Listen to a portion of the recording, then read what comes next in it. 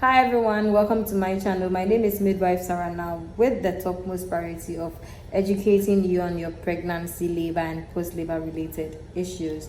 This has been the series on sex in pregnancy. If you had missed the previous ones, you can get them on the same channel by just scrolling or going for it. Just subscribe to also get notifications from me, and also help me share. Be then our last session on sex in pregnancy, practicing safe sexual intercourse in pregnancy. Today I'm going to talk about importance of having sex in pregnancy or practicing safe sex in pregnancy, and conditions that some of us find ourselves in and are sometimes prevented from having sex in pregnancy. So let's get going. The first point is that if we are able to practice sex safely in pregnancy, then we are going to ensure the safety of our fetus as well. Like we said in the previous video, you are not supposed to have energetic gymnastic sex during pregnancy. So if you are following the guidelines really well, you are following proper positioning, you're ensuring that you and your mother and baby are all fine, and then you're also having, it's just an indirect benefit. Second importance is that it helps us to find pleasure during pregnancy. It helps us to have fun during pregnancy. Okay, the fact that we are pregnant doesn't mean that we shouldn't have fun as we used to do.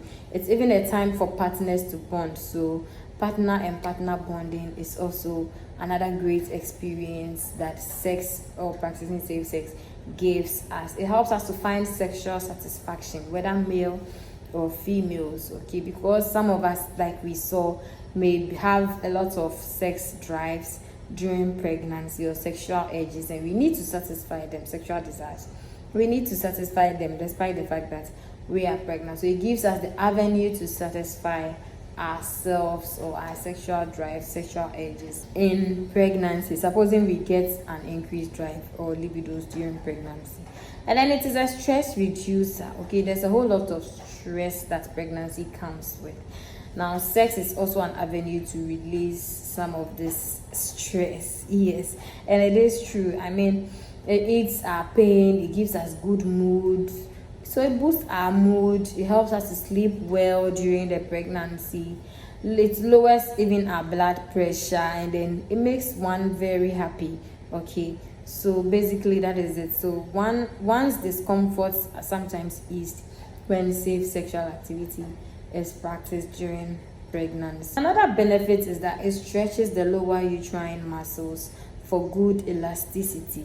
The lower uterine muscles for good elasticity. So this helps in labor, that is vaginal labor. So we are talking about vaginal sex, right? Yes, so vaginal sex, when practiced safely, helps in labor because it helps the muscles to get good tone, the lower uterine muscles, the perineal muscles to get good tone. Okay, yes, because of the elastic levels that they're able to endure during sex. And it even helps during recovery, okay, because of the good tone after labor or after birth. There's a good recovery of the muscles because they have sustained good tone. We can also say that because during sex the muscles are already used to stretching and contracting, when it gets to labor or birth, vaginal birth, your muscles there, your perineal muscles, or your abdominal muscles, your lower abdominal muscles, they are also already used to the action of contracting and expanding. We need that action to give birth. So that is one advantage. That is a very good advantage. Stretching of the lower uterine muscles for good elasticity, which helps during labor. Now we can also say that the sperms can induce labor when it is time, or when baby is ready to come out. Why? Because the sperms contain prostaglandins and oxytocins that are released sometimes during sex. Now this helps to soften the cervix or ripen the cervix when it is time. Okay, now the cervix is only subject to this effect when it is getting to time, or it is near the time for delivery. not, I mean, the early trimesters. Know that the cervix has different conditions at different trimesters or at different stages in the pregnancy. Because of the different stages in pregnancy, I mean, sperms being deposited into you will not act on the cervix in this to bring this effect, this softening effect in the early trimesters. No, only when it is getting to the last trimester, God by its own nature, you find the prostaglandins acting on the cervix to soften it. Activating orgasm helps the uterus to spare or contract, which is also an avenue to go into labor when it's getting to 10. So basically, these are the advantages of sex or practicing safe sex in pregnancy. Some of you may even be told to go have sex when it's time and then there's no sign of labor yet. So this is the idea behind it. It is quite unfortunate that some of us may also be prevented at all costs from not practicing sex in pregnancy, and it is just an unfortunate situation. Yeah, but hopefully it would be fine. Okay, it will soon be over, and then pregnancy will soon be over, and then you can still have fun as you used to. All right, great. So what are some of these conditions that may put some of us at a situation of being prevented from having sex by our health practitioners, our doctors and our midwives?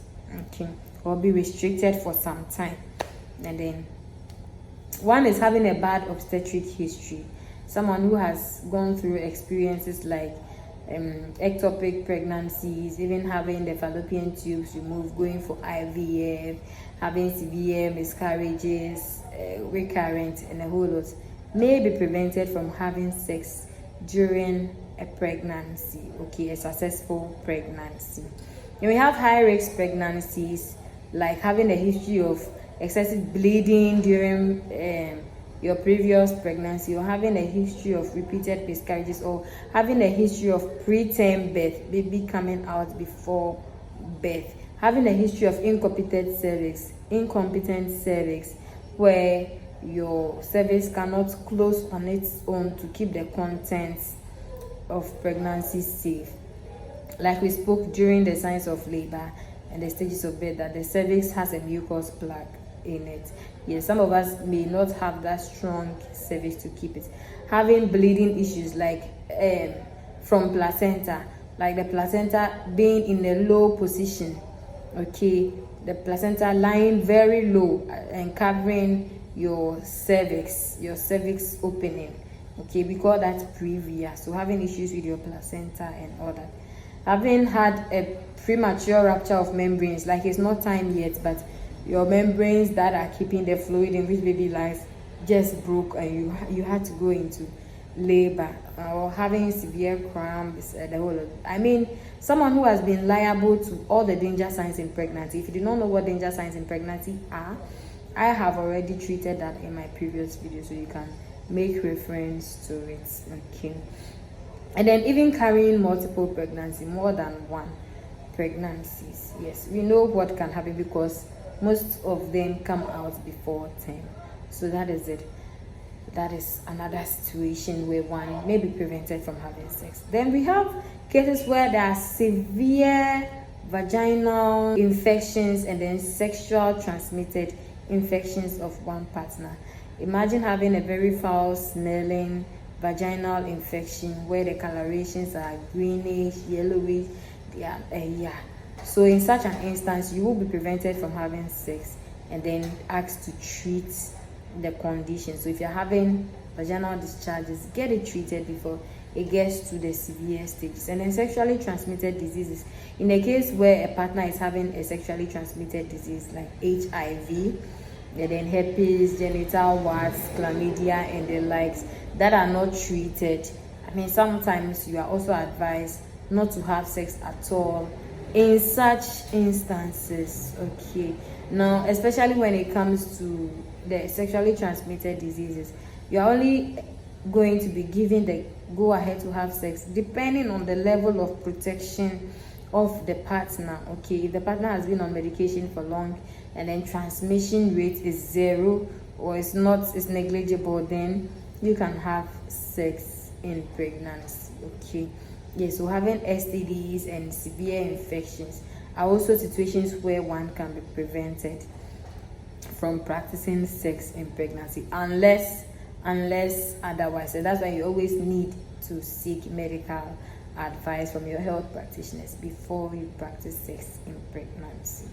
Okay, so basically these are the things. Now I'd like to state that if the doctor says you are not supposed to have sex, or your midwife says you are not supposed to have sex in pregnancy, then it includes anything that will arouse you and give you orgasms. So don't go and buy toys and other stuffs and get arousal or orgasm. All right.